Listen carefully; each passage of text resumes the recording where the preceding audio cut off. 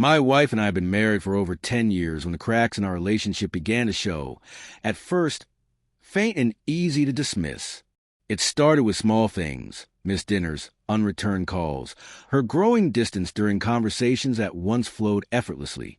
I chalked it up to stress, or maybe the invisible weight of middle age creeping in. I told myself to be patient, to give her space. But deep down, I felt it, an ache in my gut that whispered things weren't right. It lingered in the quiet moments, gnawed at the edges of my peace. Still, I clung to denial. We had 2 beautiful children, a family that was meant to be solid, unshakable. Surely, I was just being paranoid. Then came the night everything began to unravel. She was in the shower, and her phone lit up beside me with a message from someone named Jake. I wasn't trying to pry, but something urged me to look. The words burned into my eyes. "I can't wait to see you again." He's still clueless, isn't he? My heart stuttered. I didn't confront her, not right away. I needed more than a text. So I started watching her, the way she smiled at her phone, the excuses, the fake laughter. All the little things that never made sense finally did.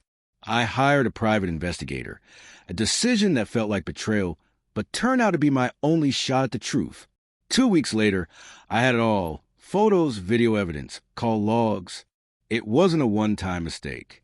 She had been living a lie for years, and I had been her blind, devoted partner through it all. I didn't cry. I didn't yell. I sat on our bed for hours, staring at the wall, my mind hollowed out by disbelief. When she came home that night, I said nothing. I just watched her. I needed more answers, answers I wasn't sure I wanted. That's when I asked the investigator to check something else, something that tore at the very core of me. I had to know if the children I had loved with every ounce of my being were truly mine. The results shattered what little was left of my world. Neither of them shared my DNA. I had raised, nurtured, protected 2 souls who weren't biologically connected to me, and she had known all along.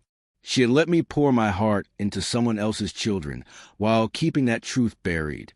When I confronted her, she didn't cry or beg. She didn't even flinch. She laughed. Cold, cruel. "You really are stupid," she said. "You didn't think I'd tell you? They're not yours. They never were." Her words hit harder than any slap.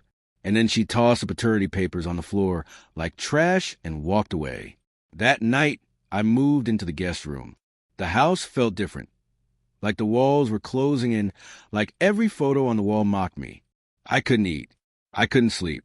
But I didn't react. I didn't expose her. I just waited, because there was something she didn't know. I knew everything, and she was planning a vow renewal ceremony. It was supposed to be a fresh start, her idea. She chose a venue, designed the dress, wrote the vows. She smiled as if nothing had changed, as if she weren't standing on a mountain of lies. I played along. I helped organize the day. I held her hand. I listened as she talked about flowers and music. And each time she smiled at me, I told myself, just a little longer. The day arrived. Friends and family filled the beautiful garden she had chosen. White roses lining the path, a string quartet playing in the background. She walked down the aisle in her designer gown like a vision of grace, not an ounce of guilt on her face. I stood there, steady, unreadable. The officiant welcomed everyone, and then she began her vows, speaking sweetly about love and loyalty, about forever. I let her finish. Then it was my turn. I took a slow breath, reached into my coat pocket, and pulled out a small folder. Before I share my vows, I said, my voice calm and clear, "There's something I need to say." Her smile twitched.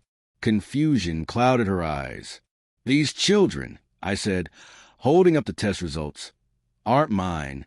A wave of gasps rolled through the guests. She paled. I looked straight at her. "And she's been cheating on me for years, with multiple men." And she laughed when I found out. She tried to speak, but I held up a hand. "This ceremony is over. The only vow I'm making today is to move on, with truth and self-respect." I dropped the folder at her feet and walked away. Behind me, silence. No music, no whispers, just stunned stillness. I didn't look back. I didn't need to. That night, I checked into a hotel. And for the first time in months, I actually slept. In the days that followed, her family reached out. Some were ashamed. Some tried to defend her. I said nothing. I filed for divorce the next morning. The legal battle was ugly, but I didn't lose my temper. She tried to spin the story in her favor, even dragged the kids into it. But the evidence spoke louder than her lies. The judge ruled in my favor. No alimony, no shared property. I walked away with my dignity. But the children, that broke me. I had loved them as if they were my own. And maybe in some ways, they always will be. I wrote each of them a letter, not out of spite, but honesty. They deserve to know the truth. They deserve to make their own choices, free from lies. Eventually, I left the city, started fresh in a place where no one knew my name or my story. I dove into therapy, into healing. I rebuilt myself piece by piece.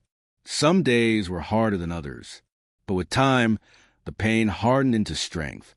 2 years later, I met someone new. She knew everything, my story, my scars, and still, she stayed. She didn't try to fix me. She walked beside me. We moved slowly with care and honesty. No illusions, no secrets, just trust. I've learned to believe in love again. But more importantly, I've learned to believe in myself. I should have trusted my instincts long ago, but maybe I had to walk through fire to understand what I truly deserved. As for my ex, last I heard, she tried to remarry. It didn't last. Turns out trust is easy to break, but nearly impossible to rebuild once shattered. I don't hate her. I just don't think about her anymore. The truth hurt, but it freed me, and I wouldn't trade that freedom for anything in the world.